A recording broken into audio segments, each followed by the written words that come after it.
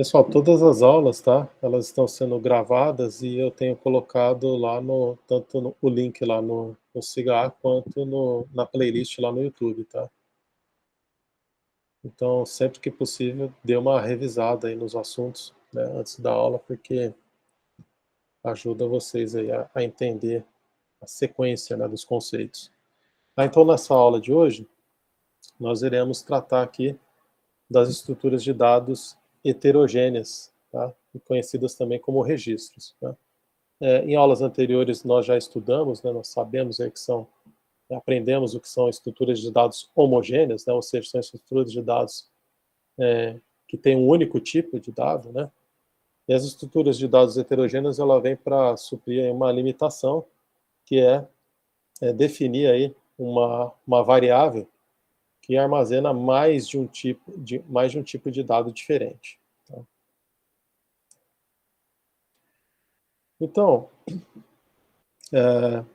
nós temos alguns tipos primitivos de dado, tá? Se for numérico, nós temos aí inteiro e real, temos também o tipo caractere e nós temos o tipo cadeia, tá? Que seriam aí cadeias de caracteres, tá? E aqui a gente está falando assim muito em cima do C, né? Porque no C nós não temos lá um tipo string, nós temos lá um vetor de caracteres, mas em linguagens aí mais modernas, aí como Java, Python, C Sharp, etc., nós já temos lá o tipo string. E um outro tipo de dado primitivo que nós temos são os booleanos, né? São os que armazenam valores lógicos, tá? E aí surge aí uma questão, tá? E uma necessidade como que nós podemos agrupar, tá, todos esses tipos de dados primitivos em um único tipo, tá? É aí que entra aí as estruturas heterogêneas, né? Ou seja, nós precisamos aí, de alguma forma agrupar as características que são comuns aos elementos de uma coleção. Tá? Como assim coleção? Bom, imagina que nós temos um cadastro de pessoas. Tá? Então, pessoa tem, por exemplo, pessoa pode ter idade, né? Pessoa tem idade, pode ser representado por inteiro. Pessoa tem sexo, masculino ou feminino, que pode ser aqui definido em caractere. Pessoa tem nome, que pode ser uma cadeia. Pessoa, a gente pode ter um valor lógico, booleano lá, se ela é casada ou não, enfim. Nós podemos ter um registro, né, dessas informações, mas que são comuns aí a um determinado elemento, tá? Esse elemento que nós estamos tratando aqui é pessoa.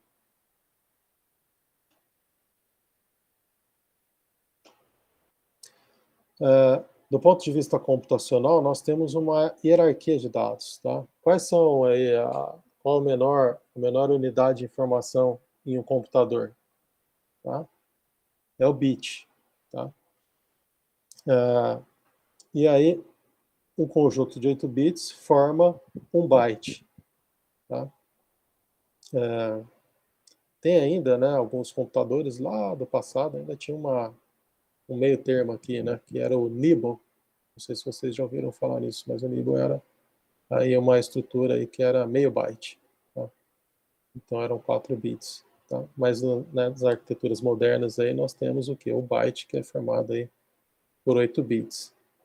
Acima dessa estrutura, né, porque o byte ele é a unidade aí de medida para a maioria das variáveis primitivas, tá? Os inteiros, né, que armazenam lá 4 bytes ou 8 bytes, dependendo do inteiro. Char, né, que é 1 byte, e assim por diante. Tá? Então, em um nível acima, nós temos o registro. Tá? Então, o registro, ele já pode ter lá, o tamanho de um registro vai depender de quais variáveis primitivas estão sendo combinadas aqui nesse registro. Tá? Então, o registro, então, ele é um agrupador aqui de várias variáveis primitivas que são expressas em bytes. E a organização de registros, ela é feita normalmente em arquivos. Tá? Então, essa é a hierarquia. Então, os registros, né, eles são organizados em arquivos, e arquivos são organizados em diretórios. Tá? Então, essa é a hierarquia que nós temos dos dados. Tá? Na aula de hoje, nós vamos concentrar aqui em registro.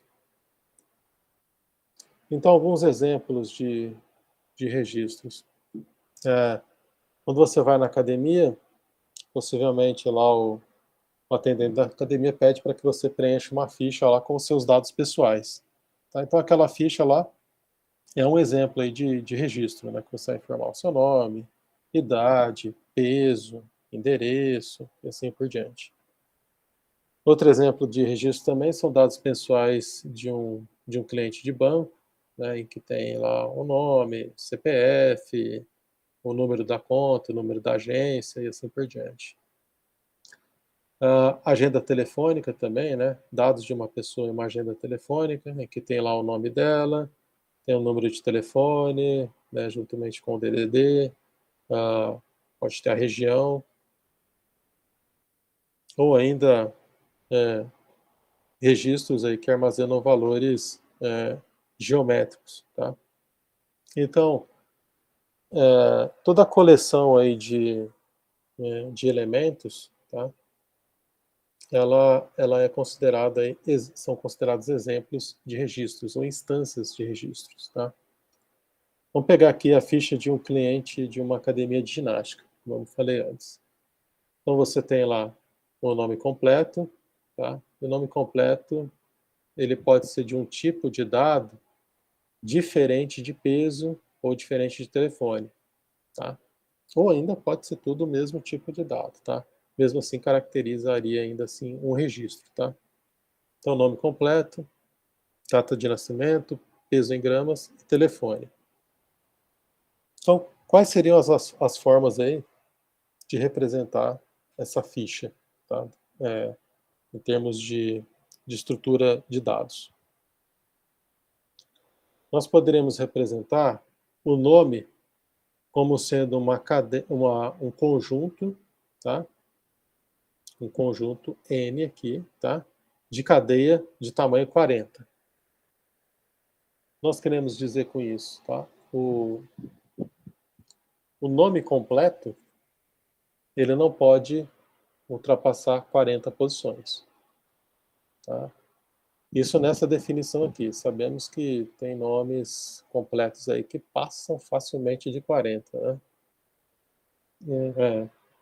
Então, mas aqui, como a gente está amarrando um pouco aqui a estrutura de dados aqui na linguagem também, né? Que no caso da linguagem em si a gente precisa definir um tamanho, então a gente colocou que o nome completo ocupa 40 posições, tá?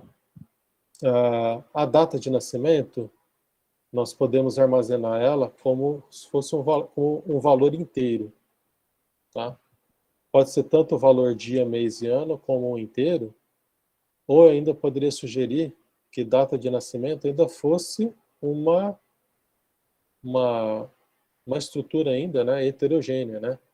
Ou ainda uma estrutura homogênea que eu teria lá os 3 tipos, dia, mês e anos, como inteiro, tá? Separados. O peso, né, como valor inteiro, peso em grama, e o telefone como cadeia aí de 10 caracteres. Observa que cada um desses campos aqui, eles estão sendo representados aqui, ó, na forma de conjunto, tá? Como se fossem vetores. Isso porque nós não teremos, tá? Vamos imaginar aí num repositório de dados, né? Vamos imaginar até em um banco de dados, nós vamos ter simplesmente um único registro lá, até um único nome, uma única data de nascimento, um único peso e um único telefone. Tá? Nós vamos ter o quê? N, tá? N nomes, N datas de nascimento, N pesos e N telefones. Tá? Por isso essa notação aqui de vetores. Tudo bem? Então, como nós podemos representar aí a lista de todos os clientes? Uma forma de representar é por meio de matriz. Tá? E matriz é uma estrutura de dados homogênea. Tá? Então, essa seria uma saída. Nós poderemos, então, ter uma matriz aqui de N linhas por 4 colunas. Tá? E que cada linha representa, né, cada linha da matriz representa aqui um usuário, ou um registro de usuário. Tá? Então, essa seria uma representação de registro utilizando matriz, que é uma estrutura de dados homogênea. Tá? Nesse caso aqui, todos os atributos, né, desse registro, todos os campos desse registro, todas as colunas, obrigatoriamente tem que ter o mesmo tipo. Tá? Então, aqui todos seriam caracteres, tá? Ou cadeia de caracteres. Como seria também uma outra forma da gente representar? Nós podemos, uma forma de representar, não, nós podemos enxergar, né, essa matriz aqui de n por 4 ainda por meio de vetores, tá?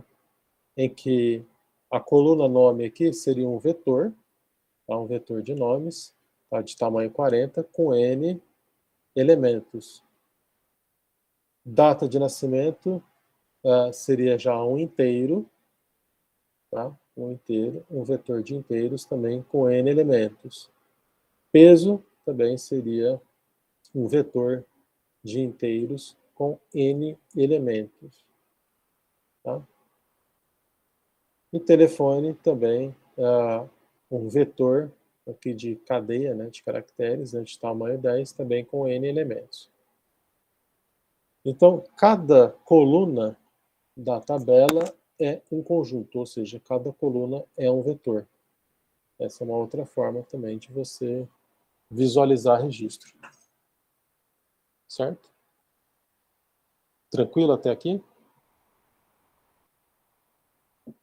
Tranquilo, professor. Então, vamos Pode continuar. continuar.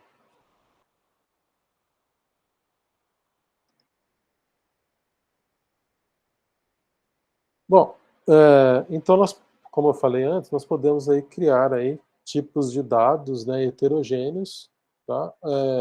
Que é definido pelo desenvolvedor, pelo programador, tá? Ou tipos de dados definidos pelo usuário, tá? Essa é uma outra nomenclatura que você pode encontrar em diversos livros. Então, como ficaria aí, tá? Usando aqui um Portugal, né, em pseudocódigo, como ficaria a sintaxe da declaração de um tipo de dado heterogêneo, né? Um tipo de dado que armazena o que é composto de, de variáveis de tipos que podem ser diferentes. Então, nós definimos primeiro o tipo, na sequência o identificador, né, o nome desse tipo de dado, que é igual a um registro. E dentro dessa declaração, nós teremos aqui o identificador de campo seguido do tipo. Tá? Uma lista aqui, identificador de campo seguido por um tipo. Tá?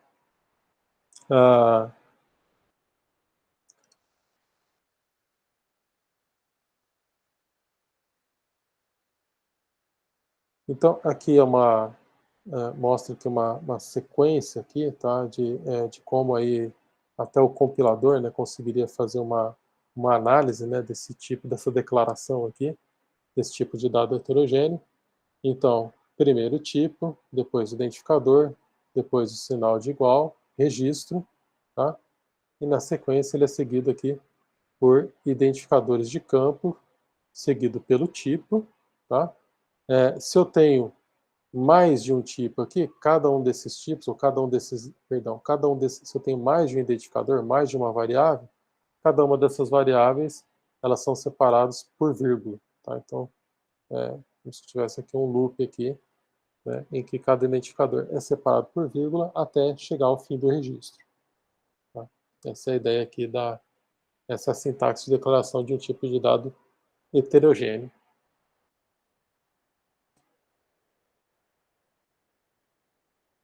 Então, retomando aqui o exemplo da ficha de um cliente de uma academia de ginástica. Então, Novamente, temos o nome completo, a data de nascimento, o peso em gramas e o telefone dele. Como que seria, então, a declaração dessa estrutura heterogênea? Tipo, tá? O tipo dele. O identificador, nós estamos chamando aqui de cliente, que é um registro. Depois, o identificador, aqui a coluna nome, tá? Aqui apresenta aqui o nome completo, seguido pelo tipo, tá? No caso aqui, um vetor de cadeia, né, de caracteres de tamanho 40. Tá? Data de nascimento é um vetor de inteiros, tá? Um conjunto N aqui de inteiros. Peso também é um conjunto N de inteiros, tá? A medida aqui é em gramas, tá? E telefone é um vetor também, né, um conjunto N de cadeia de caracteres. Você tem aqui fim do registro e a forma de você declarar, né, perdão, de utilizar depois esse registro aqui, por meio do identificador cliente, é novo cliente, que é do tipo cliente. Tá? Então, essa é a variável que é do tipo cliente. Então, retomando aqui, o que nós fizemos, nós criamos aqui um tipo de dado que não existe previamente aí na linguagem. Tá? Então, nós criamos aqui um tipo de dado, que é um tipo registro, que ele não existe, que é uma combinação aqui de variáveis, tá? Ou no caso aqui de vetores, variáveis do tipo vetor. Tá? E para a gente referenciar, para a gente declarar uma variável do tipo vetor, nós seguimos aqui essa sintaxe. Tá? Novo cliente, que é o nome do identificador, 2 pontos, o tipo dele, que é cliente. Tá? Tranquilo? Alguém tem alguma dúvida? Acredito que não. Dúvida só na prova, né? Vamos lá então, pessoal. Vamos olhar aqui então, cliente. Tá? Então, cliente é um novo tipo de dado, tá? É um dado do tipo registro, tá? É isso que está sendo falado aqui, é um dado do tipo registro. Novo cliente, então, é uma variável do tipo cliente, tá? Essa é a variável. E aí, como que nós acessamos aí os campos do registro?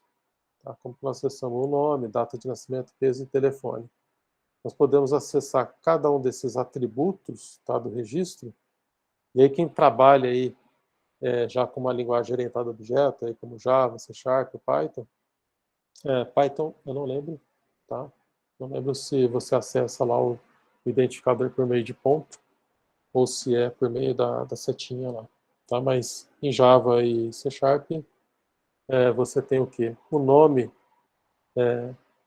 da variável, né, do tipo registro, ponto atributo, tá? Muito similar aí quando você declara uma classe, né? Uma classe em que você instancia a classe e você acessa lá os atributos dessa classe usando aqui o ponto. Tá? Então, seria objeto.atributo. Tá? No caso de um registro, registro.atributo. Tá? Basicamente é a mesma ideia. Alguém consegue aqui, por curiosidade, me dizer a diferença entre uma estrutura de dados heterogênea aqui do tipo registro e uma classe? Alguém que já trabalha alguma linguagem orientada a objeto?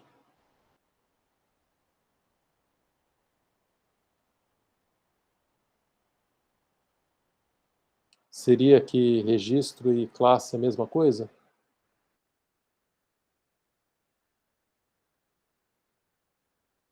Não é a mesma coisa, né, pessoal? Tanto é que essa foi uma das necessidades aí de onde surgiu aí, né, a linguagem C++, né? Que a linguagem C ela não tem implementação aí do conceito de classe, né? A classe ela não é só a definição de um tipo de dado, né?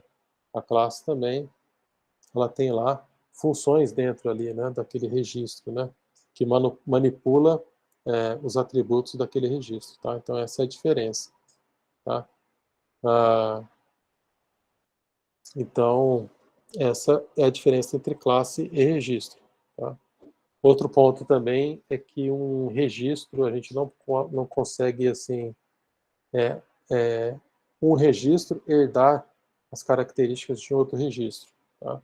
Essa é uma característica também da orientação a objeto. Né? Classe herda, nós conseguimos definir uma classe que herda, né, que tem a herança de uma outra classe. Tá? Com registro, isso não acontece. Alguém aqui programa em uma linguagem orientada a objeto já? Ninguém? Se eu cair, será que eu caí minha conexão? Não, professor, o senhor tá aí, tá? A gente Estou está aqui. ouvindo sim. Não, Deixa eu tá ver tudo aqui. certo. O João Joaquim falou aqui no programa. Alguém programa em uma linguagem orientada a objeto? Ninguém? Acho que tem um colega nosso, o Gui Felipe, ele programa em Java. Tá. Então, então, quem já trabalha com uma linguagem orientada a objeto, esse conceito aqui de estrutura de dados heterogênea, né, da definição de um tipo de dado usuário, não é um conceito novo, tá?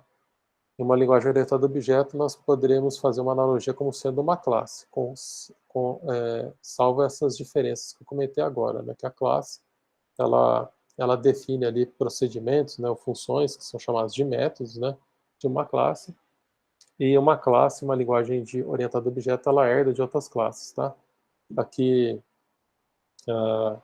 na linguagem C, isso não acontece, porque aqui nós temos uma estrutura, e a estrutura não herda de outra estrutura.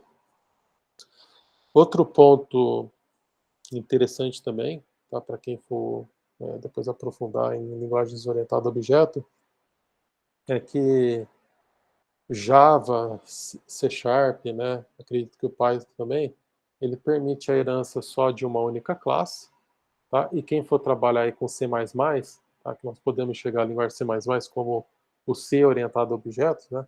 O C++ ele permite heranças múltiplas, né? Então, enquanto uma classe Java ela só herda de uma única outra classe, em C++ ocorre uma herança de mais de uma classe. Tá? Isso é um ponto importante também. Tá? Mas na linguagem C nós não temos classe, nós só temos estrutura, então esse conceito de herança não se aplica. Tá? Então, se você for fazer uma prova, um concurso, um teste aí, se alguém te perguntar, você já sabe aí a diferença entre um registro e uma classe. Deixa eu ver se tem mais algum ponto aqui importante. Tá. Então vamos ver então como que seria ah, um registro, tá? Instanciado, tá? Na memória, né? Ou como que a gente declararia os valores. Então, se eu tenho aqui o registro aqui, o nome completo é o José Santos, aqui tem a data de nascimento dele, o peso dele aqui em grama, né? 75 mil gramas, que são 75 quilos. Aqui o celular dele. Então, a forma como nós atribuímos valores aos atributos desse registro, aos campos do registro, é dessa forma aqui. Tá? A variável, né, do tipo registro, que é o novo cliente, ponto nome, igual, aqui nós estamos passando aqui como uma string, né, uma cadeia de caracteres. Mesma coisa acontece aqui para a data de nascimento, o peso, como é uma variável do tipo inteiro, é passado dessa forma, e o telefone, deixa eu olhar aqui, não lembro como é que está o telefone. O telefone é uma cadeia, né? Uma cadeia de caracteres. Então aqui tem um errinho no slide. Tá? Esse valor aqui deveria estar entre aspas dupla, tá? Porque é uma cadeia de caracteres. Tá? Se eu passar dessa forma aqui, o computador vai entender que é um inteiro. E aqui, como ficaria, né, esse registro aí na memória, tá? O novo cliente vai ter esses dados aqui, ó, tá? De forma linear, né, de forma sequencial, o nome, data de nascimento, o peso e o telefone. E aqui, como é acessado cada um desses valores, ou como esses valores estão representados em memória.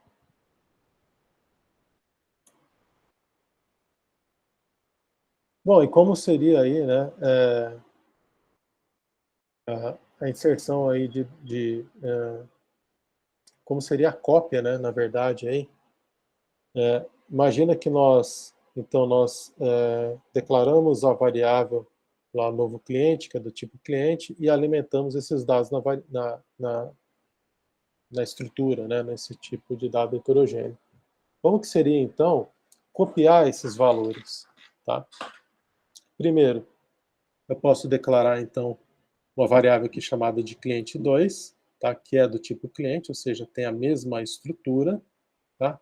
E quando nós declaramos a variável cliente2 aqui, todas as posições de memória elas não estão ocupadas. Tá? Então, nome, data de nascimento, está tudo em branco aqui, não tem valor nenhum. Como que eu copio, tá, todos esses valores aqui para novo cliente? Preciso copiar um por um? Não preciso copiar. Tá? Eu simplesmente coloco que cliente2 é igual a novo cliente. E aí o compilador, o que é muito bacana, ele vai fazer o quê? Ele vai fazer a cópia de cada uma dessas variáveis, né, internas lá da estrutura para as variáveis internas aqui da estrutura cliente2. Então a gente não precisa copiar separadamente cada um dos atributos. Tá? Não precisa colocar lá, como eu já vi, né, em alguns programas, por exemplo, cliente2.nome igual a novo cliente.nome. Tá? Você não precisa fazer isso atributo por atributo. Basta você atribuir aqui e o compilador vai fazer a cópia dos valores. Então, bem bacana. Quais são as operações aí que nós utilizamos, né, que nós mais efetuamos aí com registros, tá? Vocês já devem ter ouvido esse termo antes, tá? Alguém fala assim, olha, eu preciso criar aqui uma aplicação que é um CRUD, tá? Um CRUD, ele é o que é um acrônimo para Create, Read, Update e Delete, né? Em que você cria um registro, um elemento, Read, que você lê um registro, um elemento, o Update, que você atualiza, e o Delete, que você apaga ou exclui um elemento ou registro, tá? Então, essa normalmente aí são as operações mais comuns quando nós utilizamos registros, tá? Novamente, eu gosto de sempre comentar das linguagens orientadas a objeto, né? E principalmente as linguagens que têm suporte aí a bancos de dados relacionais, tá? Se você utilizar, por exemplo, lá no C Sharp, lá o framework, que é o Entity Framework, essas operações aqui, basicamente, já são implementadas, o programador ele não precisa nem implementar cada uma dessas operações, tá? O próprio framework, que é um ORM, né, objeto relacional, né, que faz o mapeamento, né, objeto relacional, entre um objeto e um registro do banco de dados, ele já implementa, tá, essas operações aqui automaticamente. Se nós estamos utilizando aí a linguagem C ou C++, tá? Isso tem que ser feito na unha, tá? Você tem que criar cada um desses procedimentos aqui.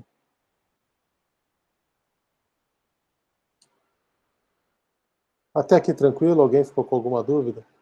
Alguém entendeu por que nós precisamos aqui? Por que um programador, um desenvolvedor, ele, ele precisa ter essa flexibilidade, né, de criar um tipo de dado específico, tá? Porque só os tipos primitivos não atendem às necessidades, tá?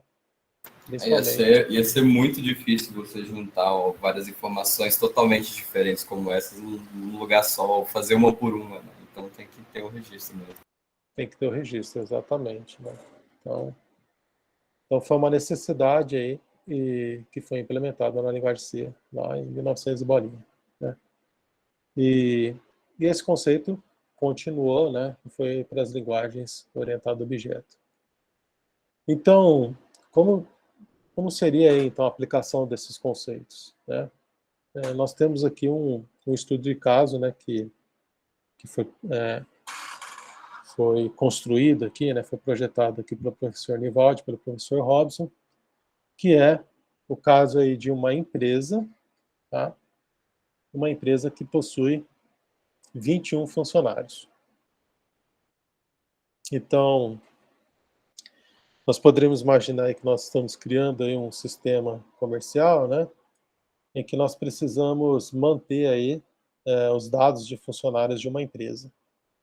Então, essa empresa possui 21 funcionários e mantém as seguintes informações por funcionário. Tá? O que esse programa ele precisa fazer?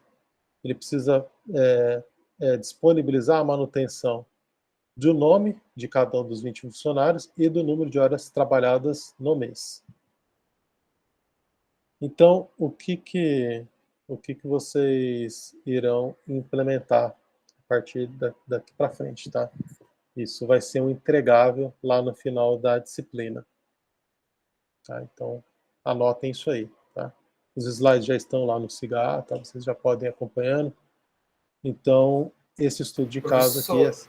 Depois o senhor podia colocar como atividade lá no SIGA, porque aí fica o prazozinho embaixo. Sim. Beleza? Uhum. Ok. É exatamente. Bom que ultimamente eu tô ficando perdido, no professor não estão botando as coisas. Sim, ele vai ser como atividade, tá? Na verdade, lá no SIGA, as 3 notas, né? Então nós temos nota 1, nota 2, nota 3. Então nós teremos 2 trabalhos e, 2 provas e um trabalho. Tá? Então vocês vão encontrar lá na forma de atividade, na forma de atividade mesmo, tá? E o trabalho é entregue ao final da disciplina. Tá? Então, isso aqui faz parte do trabalho. Tá? Outro ponto do trabalho, que não está diretamente relacionado a esse estudo de caso, tá? Que vocês vão ter que entregar a título de atividade, como nota 3, é o desafio lá das matrizes, tá? Do caça-palavras. Até depois, se alguém quiser compartilhar aí algo que já conseguiu fazer, a gente fica aqui à disposição. Tá? Quer saber como está o andamento aí desse caça-palavras. Mas voltando aqui, então. Então, teremos que implementar, então, esse cadastro, né, de funcionários de uma empresa. Então, o programa, ele tem que gerar uma lista contendo os nomes dos funcionários com as respectivas horas trabalhadas. Então, vai estar lá, Rodrigo trabalhou no mês 220 horas. Fulano trabalhou 160. Fulano trabalhou 250, tá? Horas no mês. E aí, uma outra funcionalidade que esse programa tem que ter é gerar uma lista contendo o nome dos funcionários com as respectivas horas trabalhadas. E essa lista ela deve estar ordenada pelo número de horas trabalhadas. Ok? Então, assim, ordem crescente, né? Então, vai listar lá se o João trabalhou menos no mês do que o Rodrigo, então vai aparecer primeiro o João e depois o Rodrigo. Tá? Isso está em ordem crescente pelo número de horas trabalhadas.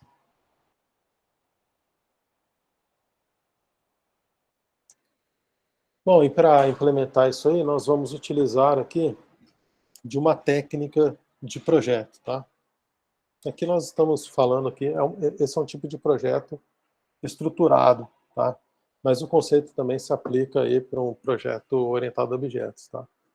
Qual que é o primeiro passo, tá? Quando na construção de um projeto? Você lista os substantivos primeiro, tá? Então você vai olhar aqui no enunciado e vai identificar os substantivos. Esse é um ponto. Tá? Os substantivos já vão te dar a ideia do quê? De quais estruturas heterogêneas você tem que criar. Depois, você vai listar os adjetivos. Os adjetivos vão sinalizar para você quais são os campos ou atributos desses registros. Depois você vai listar os verbos. O verbo é ação, né? Em que já vai te sinalizar, vai te orientar a identificar aí quais procedimentos ou funções devem ser implementados para manipular esses substantivos, ou no caso, esses registros. E o passo 4 é criar um modelo de representação lógica dos dados do sistema. Então, analisando aí o enunciado, quais são os substantivos? Tá? Então, olhando aqui, ó, tá? Conforme você for lendo aqui o enunciado, você vai encontrar aqui empresa, funcionário, informação, tá? Horas, tá? E são substantivos, né? Então tá aqui, ó, empresa, funcionário, informações, número e horas.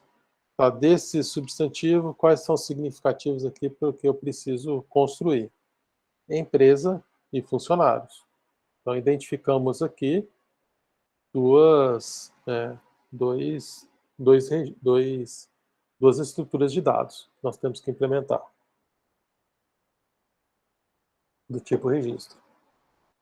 Quais são os adjetivos? Apenas para esses substantivos aqui que nós escolhemos. Tá? Então, quais são os adjetivos para uma empresa?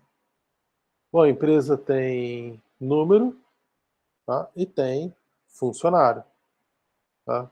Então, se a empresa tem 21 funcionários, então a quantidade de funcionários é o número de 21 funcionários. E funcionário é uma coleção de funcionários. Perdão, funcionários é uma coleção de funcionários, ou seja, é um conjunto de funcionários. Então, a empresa tem esses dois atributos aqui. Tudo bem? Depois, na sequência, nós temos uma outra estrutura, que é a funcionário, e que nós temos horas trabalhadas, tá? Que é um atributo aqui de funcionário, nome e idade. As ações, então, né, os verbos, tá? O que nós encontramos lá olhando, tá? Lendo aqui. Gera, né, gera uma lista ordenada, tá? Então, nós podemos aqui listar, então, ordenar, listar e gerar. Tá? Então, nós temos aqui três ações que poderiam se traduzir aqui em três procedimentos ou três funções, dependendo de como você vai implementar isso aí. Como ficaria a estrutura, então, do algoritmo? Nós temos, então, o algoritmo aqui, nós estamos nomeando ele como empresa. Nós podemos ter variáveis globais, tá? Mas essa é uma definição aí que vocês aqui vão definir, tá? Lembrando que esse aqui não é o projeto final, tá? Esse projeto ele vai passar aqui por refinamentos, tá? Então nós temos um procedimento que é o gerar lista de nomes, né? Lista de nomes de funcionários, e um outro procedimento que é gerar a lista ordenada, tá? Lembrando que é ordenada por números de horas trabalhadas. Nós temos aí um programa principal, né? Que seria para chamada, né? Dessas operações. Tudo bem? Tudo bem. Então, o algoritmo empresa, tá? Essa estrutura aqui, como ficaria? A primeira coisa é definir aqui um novo tipo de dado, que é um registro. Esse é o primeiro passo aí que você vai ter que fazer. Define aí o registro. Quais são os tipos que vocês irão definir? Quais são os tipos que nós identificamos? Quais são os substantivos lá? Nome e horas trabalhadas, é isso? Vou voltar aqui, ó, para vocês lembrarem. Ó. Empresa, né? E funcionário, né? Aí dentro de funcionário que tem as horas trabalhadas, o nome e a idade. Exatamente. Aí dentro de funcionário você tem como atributos, né, os campos, né, lá do registro, você tem horas trabalhadas, nome e idade, né? E aqui no registro empresa, funcionários, é um conjunto, né? É um vetor aqui, né, de funcionários. Você tem também o número aqui de funcionários dessa empresa. Tá?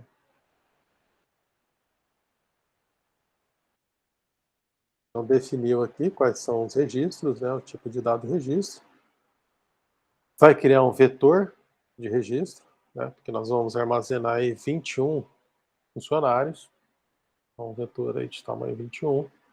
E aí os procedimentos, tá? O primeiro procedimento que você vai criar é o criar registro. Tá? Então, esse é o primeiro procedimento que você vai implementar. Tá? E para cada um desses procedimentos aqui que eu estou elencando, é interessante que você faça um caso de teste. Tá? Então, criou o registro? Criou o registro. Testa, vê se o registro foi criado mesmo na memória. Né? Tenta imprimir lá os valores aí de cada um dos campos desse registro. Depois que você criou, você implementa um procedimento para ler esse registro. Tá? E também faz um caso de teste. Tá? A ideia é sempre essa. Né? À medida que você vai criando o procedimento, vai testando se ele está funcionando. Depois que você criou o registro, então você consegue tanto ler o registro quanto atualizar esse registro. Tá? Uma outra funcionalidade que você vai conseguir fazer também, implementar, se você já criou o registro, você consegue também implementar uma funcionalidade para apagar ou para excluir esse registro. Tá? Um outro procedimento é criar um conjunto. Tá? Criar um conjunto de registros. Né? Lembrando que a empresa lá armazena 21 funcionários. Então você tem que ter um procedimento para criar esses 21. Aí você tem aqui um procedimento para ler esse conjunto, né? Para ler esse vetor de registros aí, para atualizar esse conjunto e para excluir esse conjunto. Tá? Então, esses são os procedimentos aí que devem ser implementados. Ok?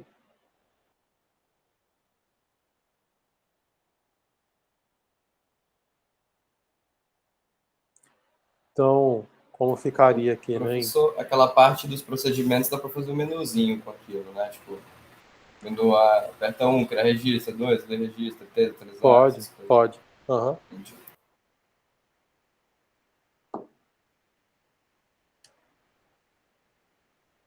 Então, o algoritmo aqui da empresa, né? Então, primeiro passo, definir um novo tipo de dado, um novo tipo de registro, que nós podemos definir aqui como o funcionário, né? Nós nomeamos aqui T funcionário, tá? T só para colocar que é um tipo de dado aí definido pelo usuário, tá? É sempre interessante quando você colocar um nome aí para uma variável, que o nome da variável te dê intuitivamente aí qual é o tipo dela, tá? No caso aqui é um registro, né? Um tipo definido pelo usuário. Então, vai aqui ter funcionário. Ela é do tipo registro, tá? E tem aqui dois atributos: horas, tá? As horas, né, que cada funcionário faz, né, por mês, que é do tipo inteiro, e uh, o nome, tá? Que é uma cadeia. E fim de registro. Observe, aqui tem um ponto interessante, tá? Aqui no projeto, nós não especificamos o tamanho dessa cadeia, tá? Porque esse projeto aqui de algoritmo, lógico, aqui na disciplina nós estamos implementando em C, tá?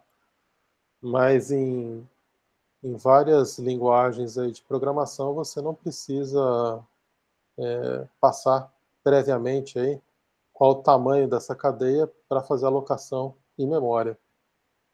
Tá? Alguém aqui já trabalha, por exemplo, com JavaScript? Eu já cheguei a usar um pouco, professor, mas não fui muito a fundo, não. Certo.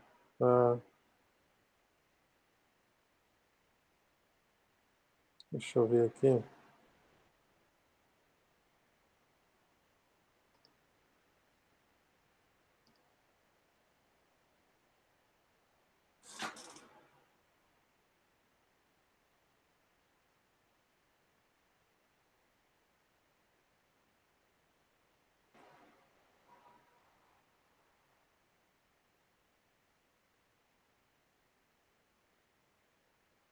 Faltou compartilhar a tela, tá? Estou fazendo aqui, Eu esqueci pensei de que compartilhar a tinha tela. travado. Deixa eu voltar aqui.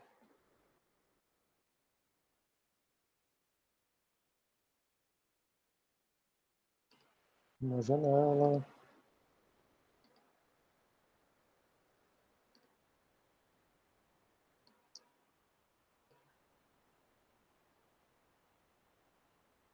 Estão enxergando a Sim. meu navegador aqui? Aham. Tá. Então, aqui eu estou no Chrome mesmo, né? E o Chrome, ele, né, como a maioria dos navegadores aí, ele dá suporte a JavaScript. O Chrome específico, ele tem um compilador que, se não me engano, é o V8, tá? Então, em JavaScript, nós poderíamos declarar aqui uma variável, por exemplo, nome, igual a Rodrigo.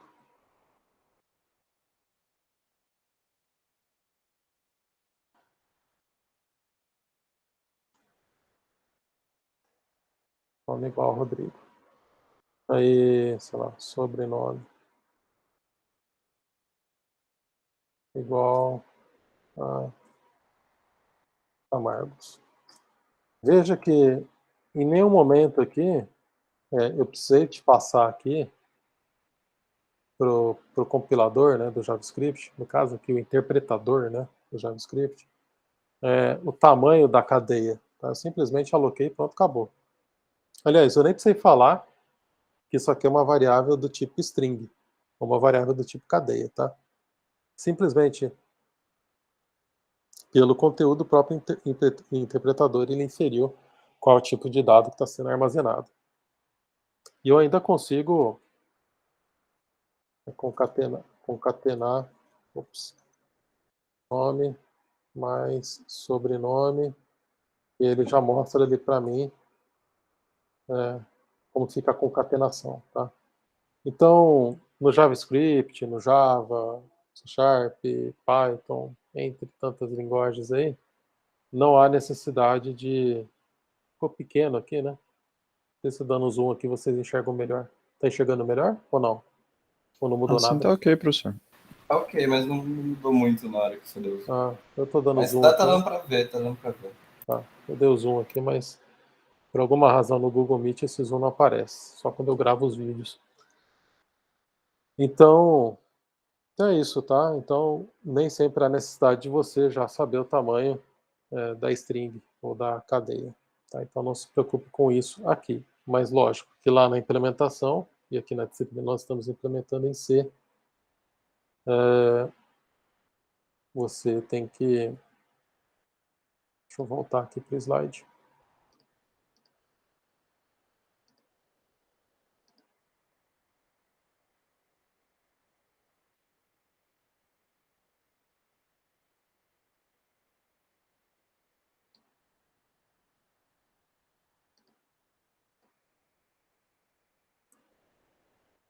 Você precisa definir o tamanho da cadeia.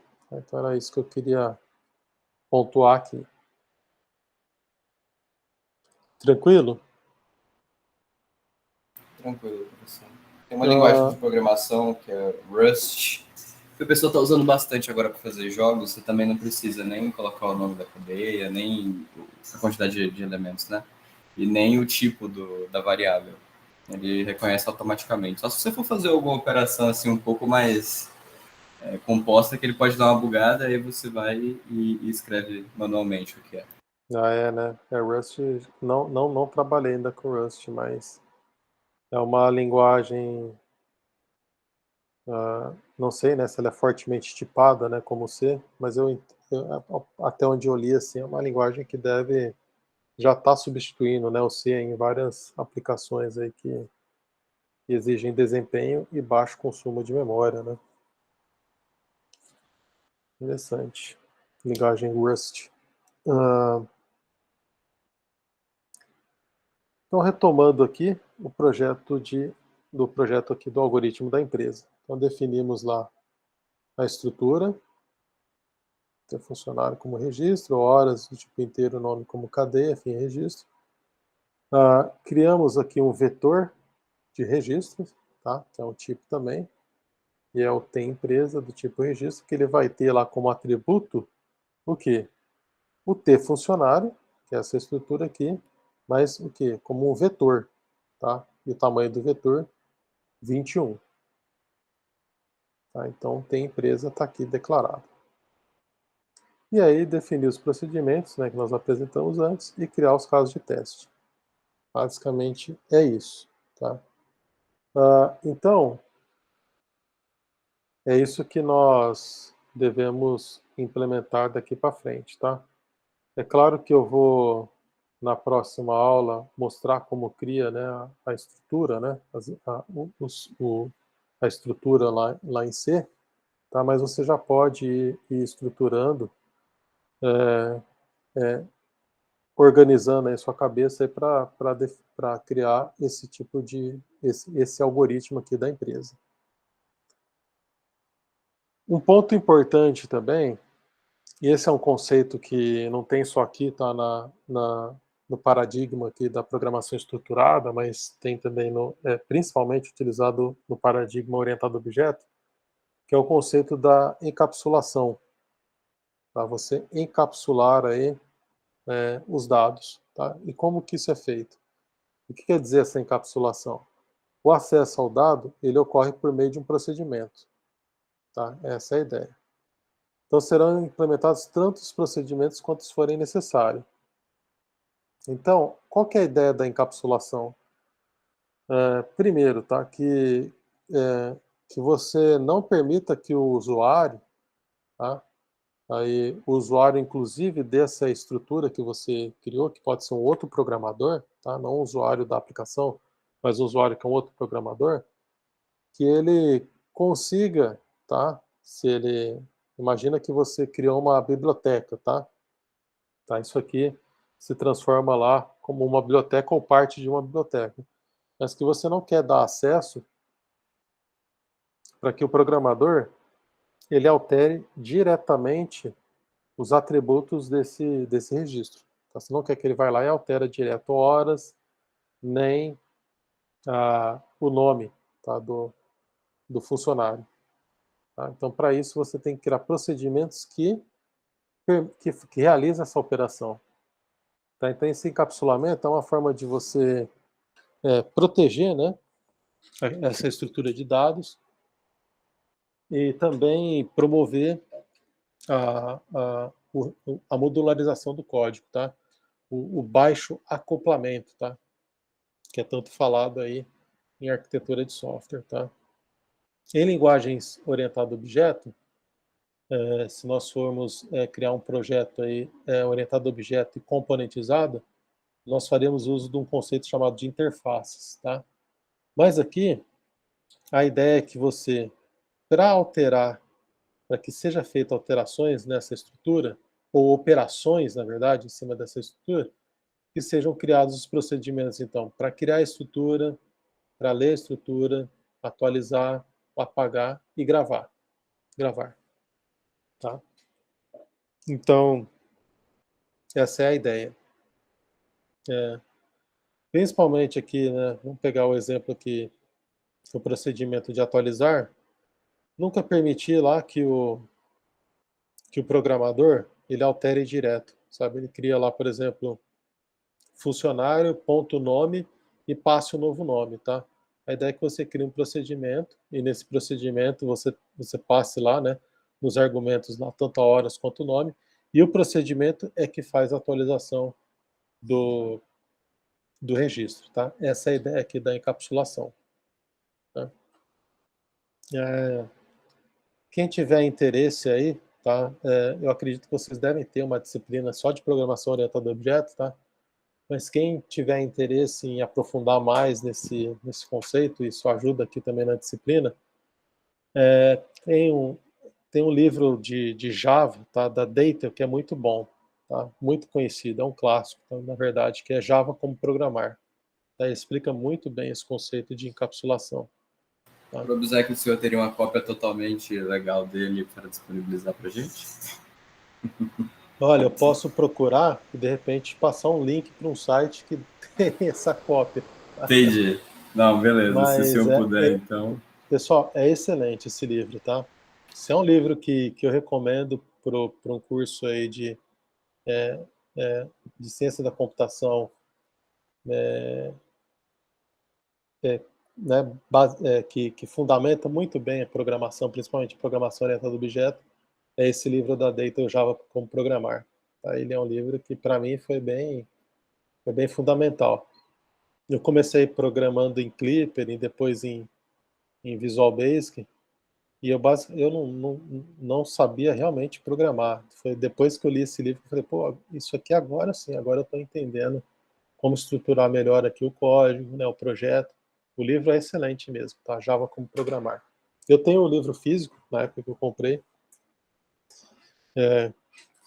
Era interessante que em São Paulo, na época em que eu trabalhava lá, eu fui em uma livraria lá, Livraria Cultura, e na época as livrarias lá, os vendedores eram especialistas no assunto do livro que eles estavam vendendo.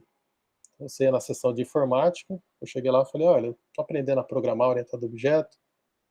E ele perguntou, mas você tem algum fundamento bom já de orientação a objeto? Eu falei, o que eu vi na faculdade só. Ele falou, então eu vou te indicar esse livro aqui. Então o próprio vendedor tinha conhecimento até técnico em cima do livro que ele estava vendendo. Isso era bem interessante. E ele indicou esse livro e realmente o livro é excelente. Java como Programar da Data. Retomando aqui, então, essas são as operações aí que nós temos que implementar, tá? Para promover aqui a encapsulação dos dados.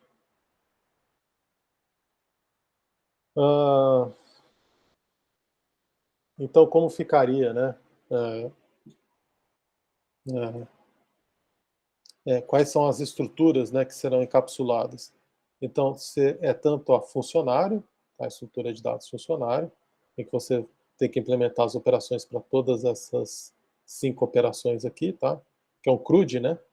Tá? Create, read, update, delete, né?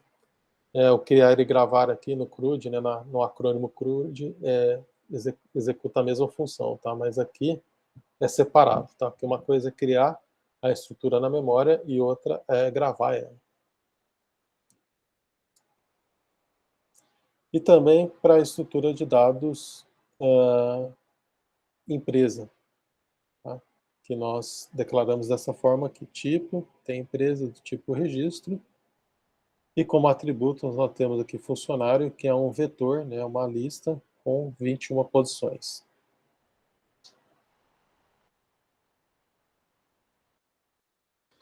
E é isso, pessoal, para a aula de hoje é basicamente isso, tá? Então, para quem chegou um pouco depois aí na aula, eu revisei rapidamente aí alguns conceitos aí de funções, tá? De passagem de parâmetros em funções, passagem de parâmetro por valor e por referência, que você vai fazer uso aqui na implementação aqui desse projeto aqui de algoritmo, tá? Esse é um projeto que nós iremos dar início já a implementação já a partir da próxima aula, e nós iremos refinar, tá, cada um desse projeto até o final da disciplina. Tá? E no final, vocês vão entregar ele como parte aí da avaliação. Tudo bem? Preciso saber, pessoal, se tem alguém perdido na disciplina. Alguém que fala assim, professor, não estou entendendo nada, estou por fora. Tem alguém nessa situação?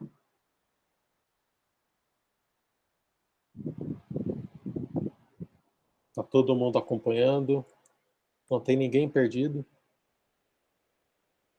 Guilherme Carrara perguntou aqui se tem algum livro que o senhor indica para a linguagem C e C++.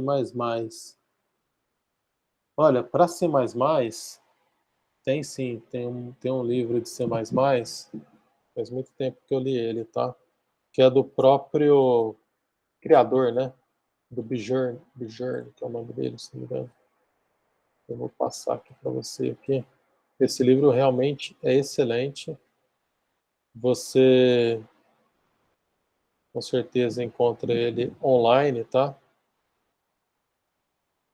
É do próprio criador mesmo, tá? Da linguagem C++ aqui. Tá? Esse é o site do próprio autor do livro, né? O criador da linguagem. E o livro dele, na minha opinião, é o melhor. Deixa eu pegar aqui exatamente qual é o livro que eu estou falando.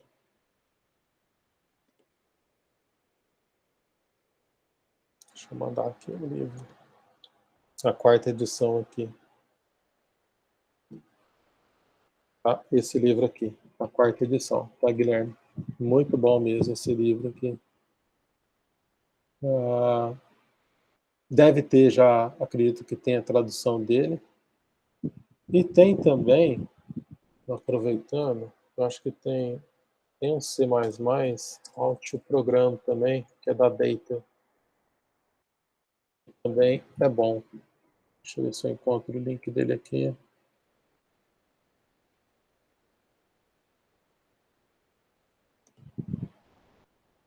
Também é excelente o livro.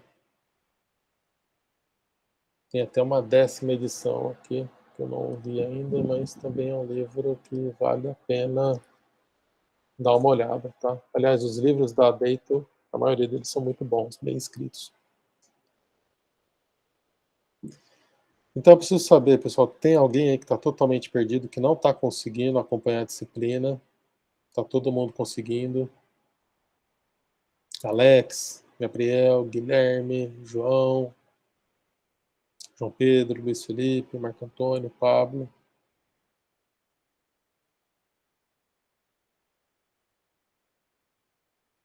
Tá ok, professor, no momento. Então tá tudo de boa, professor. Até agora sim, pelo menos. Tá. Como que está o andamento lá do caça-palavras? Então, eu ainda estou pensando em como começar. Eu meio que já tenho umas ideias, mas como essa semana teve muito seminário e teve prova também, semana que vem vai ter prova de geometria, aí não deu para começar a fazer. Mas depois da semana que vem eu estou planejando em começar, porque vai demorar. Isso, tenta começar o quanto antes, tá? Porque os testes, né? Você pode se baralhar lá nos testes. Deixa eu abrir aqui o cigarro, só para ver aqui. Eu tinha colocado aqui um calendário, mas que possivelmente eu vou fazer uma alteração.